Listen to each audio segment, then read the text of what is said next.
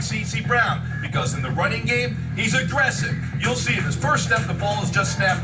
He's attacking the line of scrimmage. He sees Drew Brees extend the hand. Oh, he's coming to make a play. But on the outside, you have Lance Moore with outside leverage to the corner, expecting inside help. But C.C. Brown attacked the running game. This is what Sean Payton does. He breaks down your defense. I think you'll see the same thing out of Kurt Warner. The play action and attack the safety. No, you're not going to see that from Kurt Warner. Who's he got to throw the football to, A lot of guys. Are going to spread them out and try to attack them vertically, especially after looking at that tape last week, Jaws. They'll realize that they can attack the safeties. Well, there's not 3 wide receivers, there's 4. And Seattle said, well, we'll put 6 defensive backs to handle you. Fitzgerald will go in motion, and here's what I'm talking about. There's Bolden and Fitzgerald on the same side.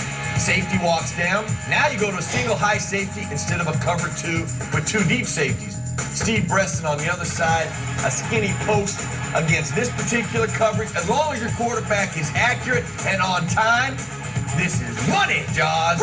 It's a beautiful thing. There's where the ball must be at 13 yards, and Kurt Warner hits the bullseye. I told you this is appearing to be a hunting show. Very much like a hunting show right now. But look at this. They do a little stunt action up front. They actually get somebody free. They get a free defender, Kurt Warner, but because he's on time and he's accurate, it is money. Look at what the Saints did last week against the Giant safeties.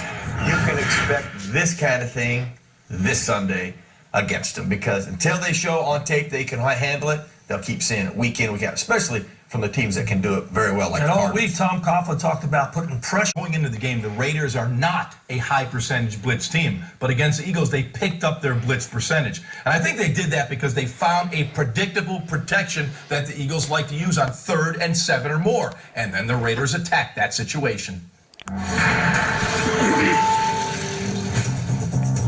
This is a 7-man slide protection concept, with tight end Brent Selleck and Brian Westbrook part of the protection. Both the slide and Westbrook go to the left. Westbrook's responsibility is to chip the defensive end. Selleck's responsibility is the most defined outside rusher to his side. The Raiders understood the Eagles' protective tendency in 3rd and long situations. They overloaded that side, distorting the pre-snap picture for Selleck, who will be the most defined outside rusher. The Raiders blitzed, dictating a 3-on-2. The protection did not provide for enough bodies to account for the rushers. With this 7-man protection scheme, the Eagles almost always go play action with a slow developing deep pass drop by Donovan McNabb to get the ball deep down the field. The Raiders defended the tendency and immediately collapsed the pocket. I like my dear friend over here. I think the Raiders actually picked up their blitz percentage because they were somewhat predictable. No, the Eagles are predictable, and everybody that does play the Eagles, they pick up their blitz percentage. Why? There is one thing to defend, and I've been saying this how long? 8, 9, 10 years. One thing to prepare for, one thing to get after, the passing game. And the power O. There's your 2 tight ends. There's your fullback, Deion Anderson, and Choice is your tailback. Now, the 2 tight ends will widen out the outside linebackers. Do not know why the Chiefs chose to line up like this, but they're creating an alley right away for this particular power play. Fullback, Anderson, kick out on the outside backer. Leonard Davis going to come around, dig out the safety, and then Choice. This is why I think they're using him more. Look how he hugs the double team. So important. When those 2 tight ends are blocking one guy as a back, trust your double team, because you got a seal here and a seal there, and an alley for Davis to dig the safety out there. And look at Choice. Hugs that double team. Presses that double team. Stays true to that double team. Into the secondary. Avoid the other safety. Get in the end zone. Jaws. Points come out of the running game as well, and this may be why the Dallas Cowboys haven't had those sustaining drives. They're scoring touchdowns from a long ways out in the field, but this will help them sustain the offense. Now the passing game has to complement this. Let's shift this to our next matchup. You have to ask yourself, how do I match up against this offense? Do you play coverage or you bring pressure on Drew Brees? That's number 1. Number 2, how do you match up with their wide receivers who are in atypical positions? In other words, not normal wide receiver positions. And if you match up improperly, here's what happens. This was an empty set with Drew Brees in the shotgun. Marcus Colston was the number 3 receiver on the 3 receiver side. He was basically in a flexed tight end position. The Giants chose to match up with their standard nickel package, with their corners in the conventional positions. That's Terrell Thomas aligned in the slot. He's matched on a tight end, David Thomas. No one aligned over Colston.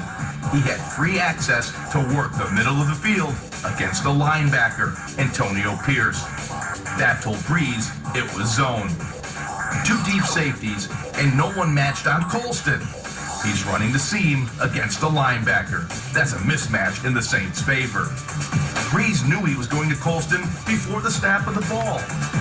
How do you match up to the Saints' wide receivers when they align in atypical locations, like Colston did here? That's the tactical question the Miami Dolphins must address this week. Good stuff, Joseph. Of course, it helps when you have a quarterback who can put it in a tight window that between 3 defenders. Now, Haji, I don't know whether you're on the Wildcat this week or off the Wildcat. I don't know how you're feeling this week. Hey, Waffles. But the Dolphins do get... This was a 2-back, 2 tight end formation, with Owen Daniels in a wing position, the widest receiver to that side of the field. The route combination was a post cross. Andre Johnson ran the post, and Daniels ran the cross. This is a wide receiver route combination. Rarely have I seen a tight end be part of it. Johnson lifted the coverage to his side, taking 2 defenders with him. That opened the void for Daniels on the deep cross. He gives the Texans' passing game an added dimension. He runs wide receiver routes more than any tight end in the NFL. Another key to this play was back Steve Slayton. This was play action to the weak side. The pass rush pressure came from the strong side. With Daniels running the crossing route, there was no one in position to account for the safety blitz. Slayton recognized that and abandoned his run fake. That brings us back to our central point. How will the 49ers treat Daniels? He aligns all over the formation and runs a complete route tree. I got another meaningful stat for you, Haji. The 49ers offense, most 3-and-out drives in the National Football League, 25. Why is that?